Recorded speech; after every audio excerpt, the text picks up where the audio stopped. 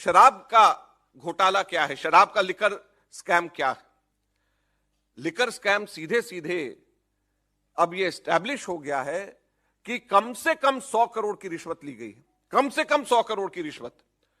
और उसके अंदर फेस टाइम के ऊपर केजरीवाल से बिजनेसमैन से बात कराई गई और बिजनेसमैन से बात कराने के बाद होलसेल डीलर्स को, जो प्राइवेट होलसेल डीलर्स हैं, उनको 12% कमीशन 5% से बढ़ाकर के 12% कमीशन ये करी गई। और उसके अंदर शर्त ये रखी गई कि 6% किकबैक आम आदमी पार्टी और केजरीवाल को दिया जाएगा। और मनी ट्रेल भी एस्टैब्लिश हो गया है कि वो पैसा 100 करोड़ रुपए गोवा के इलेक्शंस के अंदर आप पार्टी ने इस्तेमाल किया और कांग्रेस के खिलाफ में किया, क्योंकि जो वोट वहां पर उनको मिले वो कांग्रेस के खिलाफ में मिले।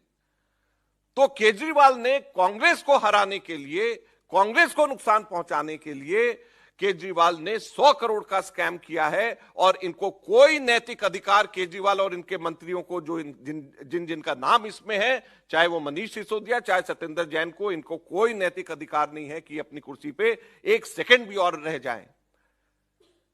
6% 12% में से किकबैक दिया गया।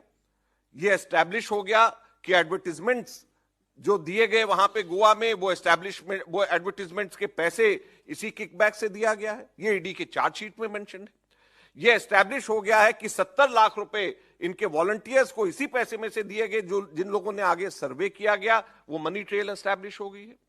जब इसके अंदर प्रूफ आ गया है, जब मनी ट्रेल एस्टैब्लिश हो गई और पीएमएलए के कोर्ट ने थर्सडे को संज्ञान लेकर के चार्जशीट को फाइल करने के लिए ईडी को कह दिया है, तो उसके बाद में क्या नैतिक अधिकार केजरीवाल को है कि वो एक सेकंड भी अपनी पोस्ट पे रह जाएं। तो आज कांग्रेस पार्टी इनसे पूछना चाहती है। जब दिल्ली शहर में लोगों के सिर पर मौत का साया मंडरा रहा था और लोग बिना ऑक्सीजन के बेदम होकर तड़प तड़प कर दम तोड़ रहे थे, तब दिल्ली की अरविंद केजरीवाल जी की आम आदमी पार्टी की सरकार शराब की नीति पर काम कर रही थी।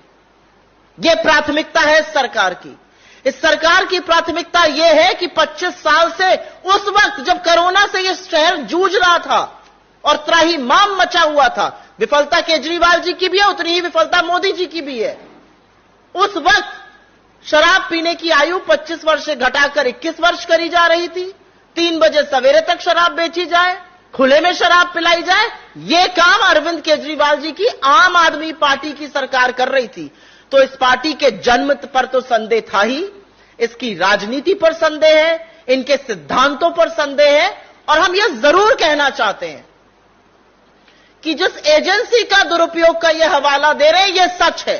एजेंसियों का दुरुपयोग तो भाजपा की मोदी सरकार ने इस तरह किया है कि जब वो सही कार्रवाई भी करते हैं तो वो भी, उस पर भी सवाल उठने लगते हैं। लेकिन इस पूरे मामले की जांच, इस पूरे मामले के खिलाफ आवाज उठाने का काम, इसमें जरा सी भी भ्रांति ना हो, भारतीय जनता पार्टी ने नहीं किया, दिल्ली के उनके 7 सांसदों ने नहीं किया, उनके सदन के नेता ने नहीं किया, 8 एमएलए ने नहीं किया।